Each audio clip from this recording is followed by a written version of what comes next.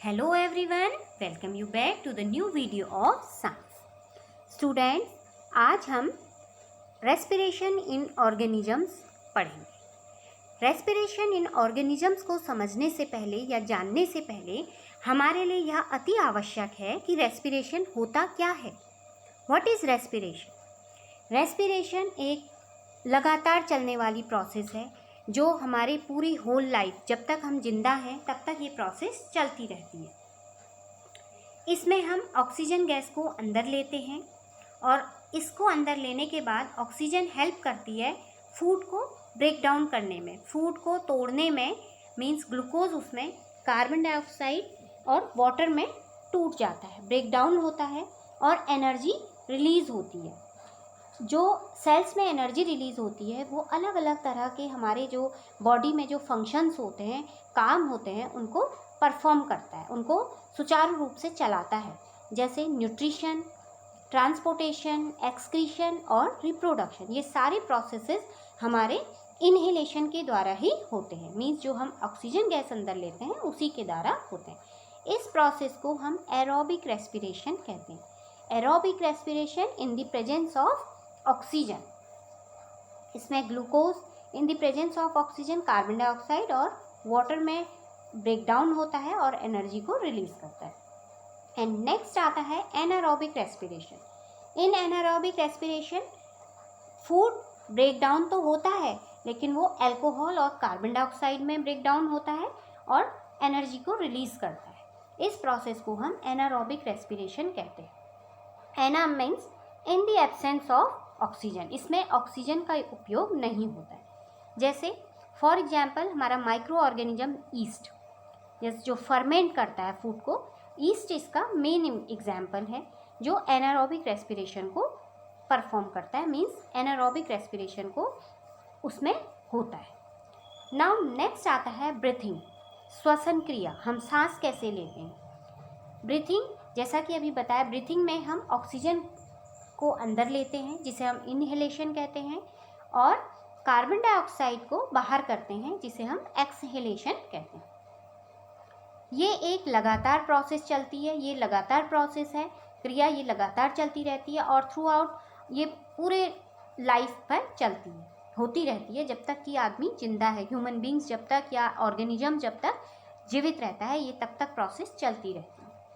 एक जो adult human being होता है उसकी जो ब्रीथिंग रेट होती है वो 15 से 18 टाइम्स, मीन्स 15 to 18 टाइम्स वो 1 मिनट में ब्रीथ करता है, सांस लेता है 1 मिनट में 15 से 18 टाइम्स।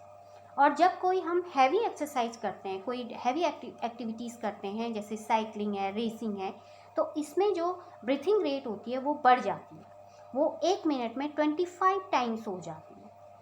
अब वेरियस जो अलग अलग तरह के हमारे जो ऑर्गेनिजम्स होते हैं जो ब्रीथिंग में इन्वॉल्व होते हैं वो हैं जैसे नॉस्ट्रिल।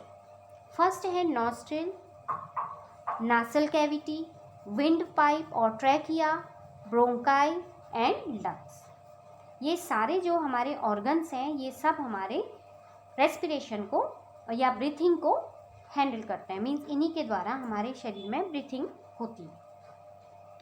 ब्रीथिंग के कारण जो एयर जब अंदर लेते हैं हम तो वो नॉस्ट्रिल से होते हुए जो हमारे छिद्र होते हैं, जो हमारे नोज़ के जो होल्स होते हैं उनके द्वारा नासल कैविटी में पहुंचता है। अब नासल कैविटी से एयर जो है वो लंग्स में जाती है विंड पाइप के द्वारा, विंड पाइप के द्वारा से होते हुए लंग्स में एयर जाती है।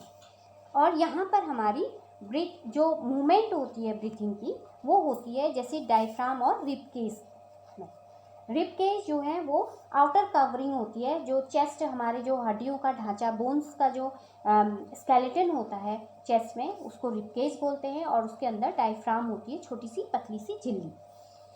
जब हम इनहेल करते हैं तो रिब्स जो हैं वो ऊपर की तरफ खींचते हैं। जब हम जोर की लंबी सांस लेते हैं अंदर की तरफ तो रिब्स जो हैं वो ऊपर खींचती हैं, ऊपर जाती हैं और डायफ्राम नीचे आता है। और इस तरह से जो हमारी मूवमेंट, जब हम इसको हम हमारी जो चेस्ट की जो कैविटी होती है वो बढ़ जाती है। और जब हम लंग्स को छोड़ते हैं, जब हम एक्सहेल एयर करते हैं तो रिब्स जो हैं वो डाउन की तरफ नीचे आते हैं और डायफ्राम हमारा ऊपर जाता है। और अपनी पुरानी पोजीशन में आता है। इस तरह से जो चेस्ट कैविटी होती है उसका साइज रिड्यूस हो जाता है, वो चेस्ट कैविटी फिर घट जाती है और इस तरह से एयर जो है वो पुश आउट होकर के लंग्स के बाहर निकलती है। नाउ नेक्स्ट आता है ब्रीथिंग इन अदर ऑर्गेनिज्म। दूसरे ऑर्गेनिज्म, जो ऑर्गेनिज्म ह्यूमन बींग्स के अलावा जो अदर ऑर्गेनिजम्स होते हैं उनमें ब्रीथिंग कैसी होती है। अलग अलग तरह के ऑर्गेनिजम्स के जो अलग अलग रेस्पिरेटरी ऑर्गन्स होते हैं वो भी डिफरेंट टाइप्स के होते हैं। जैसे इंसेक्ट्स, जो कीट पतंगे होते हैं, जो उड़ने वाले कीड़े होते हैं, उनमें स्पाइरेकल्स होते हैं उनके बॉडी की साइड में, और एयर ट्यूब्स भी प्रेजेंट होते हैं जिन्हें हम ट्रैकिया कहते हैं। इसके द्वारा वो गैसेस को एक्सचेंज करते हैं, अंदर लेना और बाहर लेना। ऑक्सीजन रिच ब्लड, जो ऑक्सीजन रिच एयर जो है वो उनके बॉडी के अंदर जाती है और स्पाइरेकल या ट्रैकियल ट्यूब्स के द्वारा, और वो पूरे सेल्स में, बॉडी के जितने भी सेल्स होते हैं उनमें पहुंचती है। और इसी तरह से कार्बन डाइऑक्साइड सेल्स के द्वारा ही ट्रैकियल ट्यूब्स और स्पाइरेकल्स से होते हुए बाहर निकल जाती है। इसी तरह से अर्थवॉर्म में ब्रीथिंग उसकी स्किन के द्वारा होती है। जो अर्थवॉर्म की जो स्लिपरी और गीली मीन जो स्लिपरी और उसकी वेटी स्किन होती है उसी के द्वारा उसमें रेस्पिरेशन होता है, ब्रीथिंग होती है। नाउ नेक्स्ट इज फ्रॉग में लंग्स के साथ साथ स्किन, मॉइस्ट और जो उसकी स्लिपरी स्किन होती है उसके द्वारा उसमें ब्रीथिंग होती है। फिशेस वाटर में रहते हैं और वो जो पानी में घुली हुई ऑक्सीजन होती हैं उसको गिल्स के द्वारा सांस लेते हैं। उस ऑक्सीजन मीन्स पानी में ही वो गिल्स से सांस लेते हैं। गिल्स में स्किन में जो प्रोजेक्शंस होते हैं वो ब्लड वेसल से होते हुए गैसियस एक्सचेंज करते हैं। नाउ नेक्स्ट आता है रेस्पिरेशन इन प्लांट्स। प्लांट्स में जो रेस्पिरेशन है वो सिमिलरली ऑक्सीजन लेते हैं और कार्बन डाइऑक्साइड देते हैं। सेल्स ऑक्सीजन को यूज़ करते हैं ग्लूकोज को ब्रेक करने में। कार्बन डाइऑक्साइड और वाटर को ब्रेक डाउन होता है। वो सिमिलरली ह्यूमन बींग्स की तरह ही प्लांट्स भी ऑक्सीजन लेते हैं, ग्लूकोज को ब्रेक करते हैं, ग्लूकोज कार्बन डाइऑक्साइड और वाटर में ब्रेक होता है। और ऐसे ही लीव्स में छोटे छोटे टाइनी पोर्स बने होते हैं, छोटे छोटे होल्स होते हैं जिन्हें हम स्टोमेटा कहते हैं। इसके ही द्वारा उनमें ब्रीथिंग होती है, श्वसन क्रिया होती है। अब रूट सेल्स, जो हम भूमि के अंदर जो रूट्स प्रेजेंट होती हैं उनमें रूट सेल्स के द्वारा ब्रीथिंग होती है।